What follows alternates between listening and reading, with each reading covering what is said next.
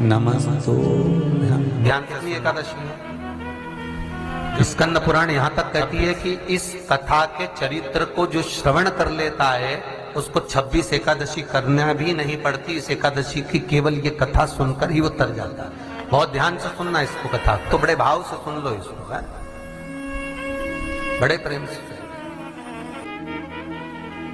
इसलिए सारी एकादशियों में निर्जला एकादशी की महत्वता शास्त्र प्रमाण करता है महाराज। निर्जला एकादशी का उद्यापन जो करा जाता है, उसका उद्यापन और प्रदोष का जो उद्यापन करा जाता है, इन दोनों का क्रम लगभग एक जैसा ही। तो निर्जला पहुंचे है, और निर्जला ने जाकर भगवान नारायण से निवेदन करा। भगवान विष्णु ने पूछा, क्या बात है निर्जला, आज तुम खेलती हुई यहां पर आकर खड़ी हो गई, क्या हुआ, क्या है?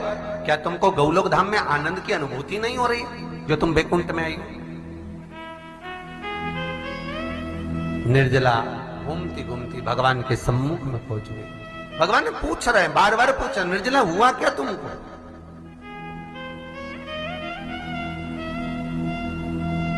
ए निर्जला, ए एकादशी, हुआ क्या है तुम? क्या कारण है तुम्हारे यहां आने का, बैकुंठ पहुंचने का? बहुत ध्यान देना महाराज।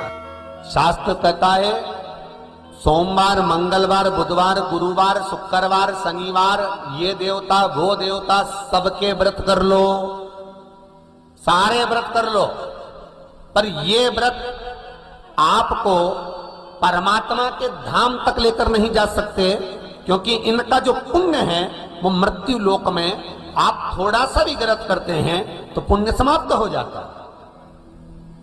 पर हिंदू धर्म के 3 व्रत ऐसे बता दिए जिन व्रतों का पुण्य समाप्त नहीं हुआ।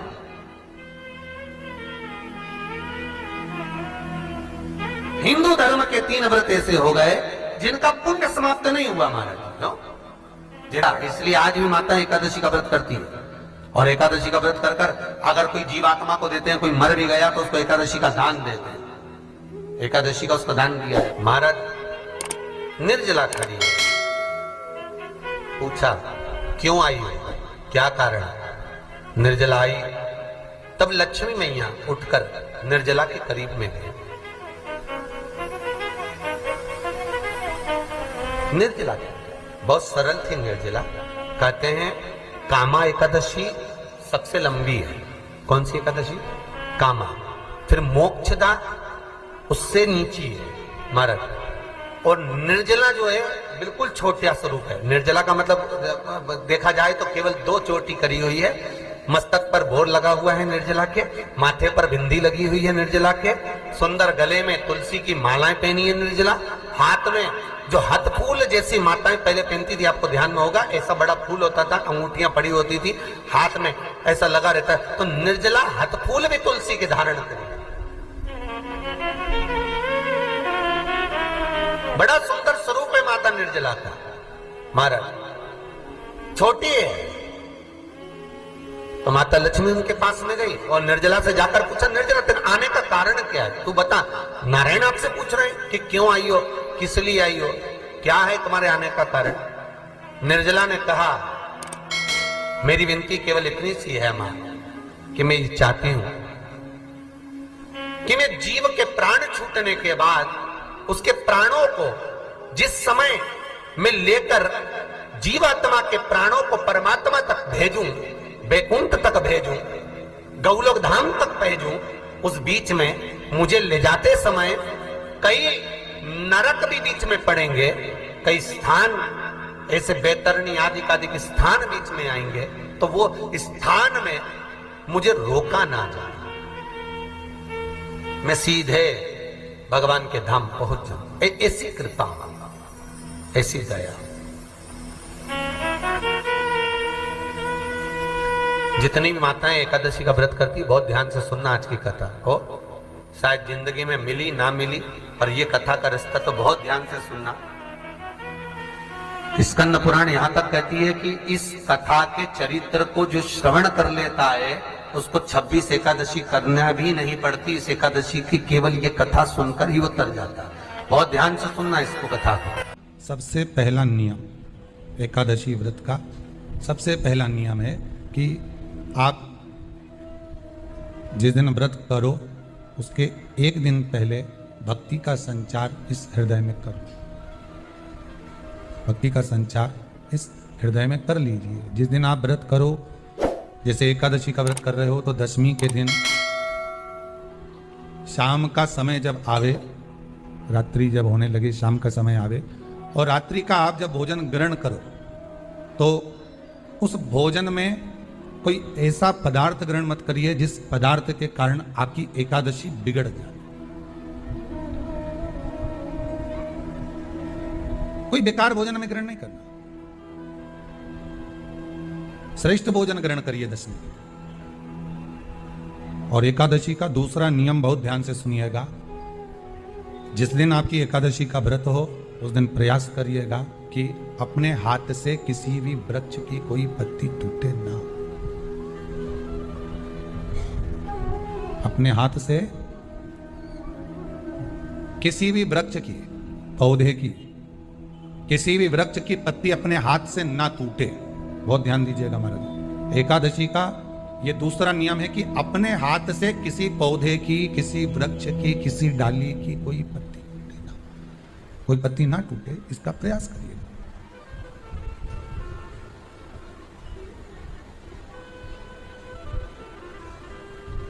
कितना सुंदर व्याख्यान कहा है, कितना सुंदर वर्णन है महाराज कि मात्र एकादशी का व्रत कर लेने पर, मात्र एकादशी का व्रत कर लेने पर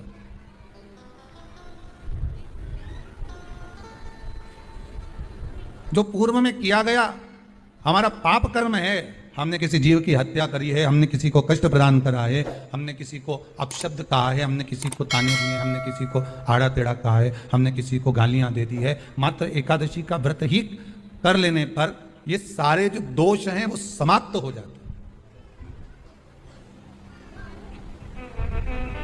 सारे दोष हमारे समाप्ति पर आ जाते हैं।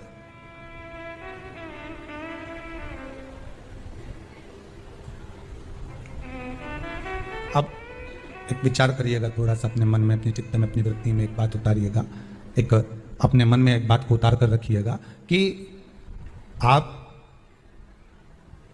अपने पाप को, अपने पाप कर्म को जिस दिन छिन्न करने वाले हो, समाप्त करने वाले हो, अपने पाप को आप जिस दिन समाप्ति पर लेकर जा रहे हो तो उसके एक दिन पहले आपको प्रसन्नता होना चाहिए कि नहीं होना चाहिए कि कल मेरा पाप कटने वाला है, कल मेरा पाप समाप्त होने वाला है। जो मैंने पाप कर्म करा है वो समाप्त होगा, जो मैंने पाप कर्म करा है वो कल समाप्त हो जाएगा। तो एक दिन पहले आपके चेहरे पर प्रसन्नता हो कि ना हो?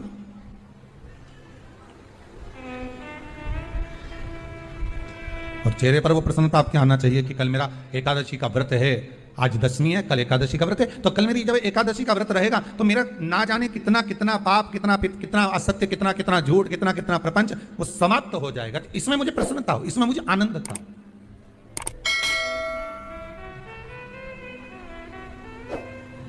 तो क्या कहा गया कि प्रयास करिएगा कि एकादशी के दिन कोई वृक्ष की, कोई डाली की, कोई कोपल की कोई पत्ती ना तोड़ी जाए। क्यों? तो कहा अगर उस पत्ती को हम तोड़ देते हैं, वृक्ष की पत्ती को या क्यारे में लगी हुई कोई डाली की पत्ती को हम तोड़ देते हैं तो एकादशी का पुण्य फल प्राप्त नहीं होता, एकादशी का कोई फल हमारे खाते में नहीं जाता, पुण्य फल प्राप्त। अब फिर भले तुम, चाहे तुमने मोरधन खाया हो, चाहे तुमने फिर चिप्स खाई हो, चाहे तुमने फिर व्रत का कितना ही सामान खा गए और तुमने सोचा कि आज मेरी एकादशी है, तो फिर उसका कोई फल प्राप्त नहीं, उसका कोई सुख प्राप्त नहीं। एकादशी कौन है? कहां से प्रगटी है? माया? नहीं, एकादशी है कौन? क्यों इसकी इतनी प्रधानता है? क्यों इसकी पुण्यता है? ऐसा क्या है एकादशी में जो इसकी पुण्यता मानी जाए? कौन है ये? जो भगवान नारायण तक एकादशी का व्रत करते हैं। सुभद्रा जी को भगवान जगन्नाथ ने, जगदीश ने एकादशी का व्रत कराया था। बद्रीनारायण भगवान को माता लक्ष्मी ने एकादशी का व्रत कराया था। क्यों? चंद्रायण एकादशी व्रत की माता। एकादशी है कौन? तो कहा जिसको व्रत करने पर भगवान नारायण भी जिसका व्रत करते हो, भगवान माता लक्ष्मी जिसका व्रत करती हो, वो एकादशी है कौन? तो शास्त्र वर्णन करता है महाराज, स्कंद पुराण का सुंदर चातुर्मास्य खंड के अंतर्गत वर्णन आया है महाराज। एक बार भगवान विष्णु आनंद में विराजमान थे, पद्मावती और माता लक्ष्मी दोनों उनके पास में विराजी हुई थी महाराज, दोनों बैठी। भगवान लक्ष्मी और पद्मावती दोनों बैठी है, एक सिर के पास, एक चरण के पास। कुछ समय बाद वहीं पर ब्रह्मदेव का आगमन हुआ और ब्रह्मा जी आगमन पाकर भगवान नारायण पद्मावती से लगकर उठे और उठकर लक्ष्मी की ओर झुके। झुकने पर इन तीनों के समागम से भगवान नारायण के हृदय चित्त से एक कन्या प्रकट हो गई। उस कन्या का नाम एका था। क्या नाम था? एका। अब 10 उसके गुण इतने प्रबल थे, वो 10 गुण उसके बड़े प्रबल थे कि वो एका जिसको निहारती थी उसको संपदावान बना देती थी, जिसको देख लेती थी उसके जीवन में वो आनंद की अनुभूतियां करा देती थी। एका जिस मार्ग से जाती थी उस मार्ग के द्वार खोल देती थी। एका का पुण्य इतना पुण्य। पद्मावती और लक्ष्मी ने कहा महाराज ये बेटी आपके द्वारा निर्मित हुई है, इसका कन्यादान करना चाहिए। हमारे यहाँ हिंदू धर्म में रीति है, जिस दिन कन्यादान करा जाता है उस दिन व्रत रखा जाता है।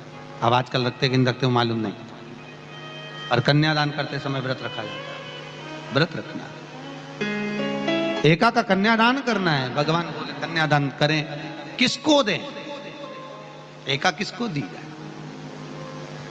एका प्रदान किसको करी जाए? पुण्यता किसको दी जाए? भगवान नारायण ने उसी समय लक्ष्मी और पद्मा से पूछा, तुम बताओ। पद्मा लक्ष्मी दोनों एका से पूछी, एका बताओ इसका पुण्य, हम आपका हस्त कमल आपको प्रदान किसको करें, हम किसको दें? एका कहती है पिताजी, भगवान से कहती है नाथ कृपा करिएगा मेरे को, अगर प्रदान करना चाहती हो, अगर मुझे देना चाहते हो,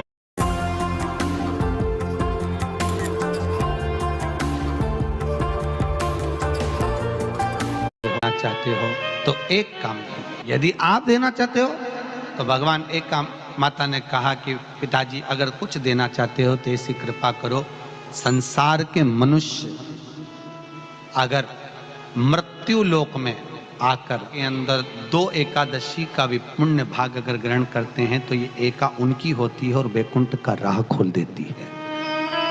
इनके जाने से पहले अगर मैं प्रवेश करती हुई जाऊंगी और इनके मार्ग को सुलभ बनाती हुई जाऊंगी। वो एका 10 गुण के कारण एकादशी।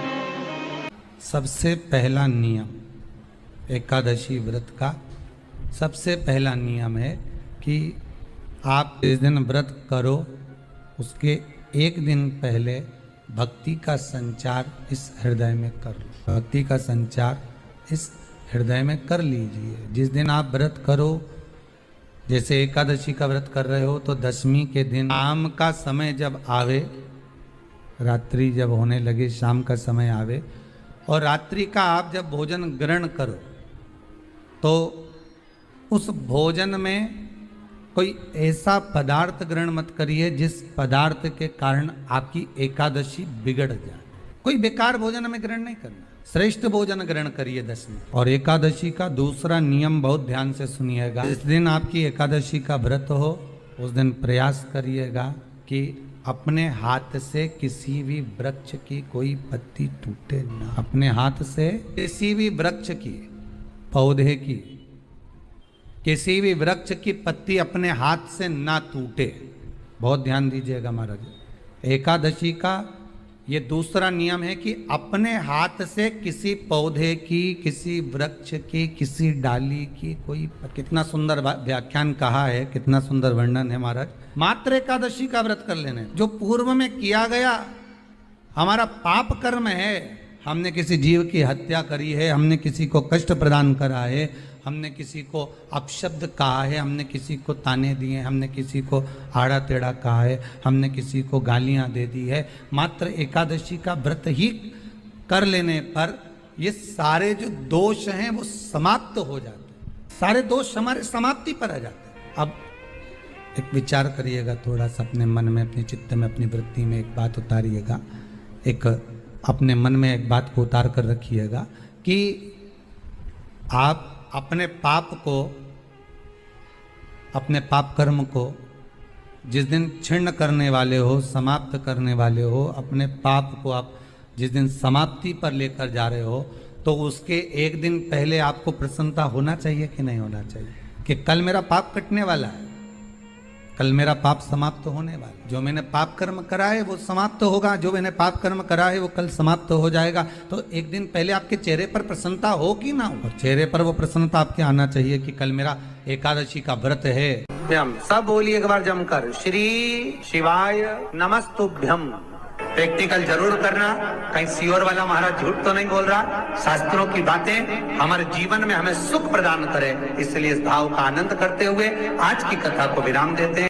श्री शिवाय नमस्तुभ्यम हा व्हिडिओ जर आवडला असेल तर चॅनलला सबस्क्राईब, लाईक, कमेंट नक्की करा। कमेंट बॉक्समध्ये ओम नमः शिवाय किंवा श्री शिवाय नमस्तुभ्यम नक्कीच कमेंट करा। धन्यवाद.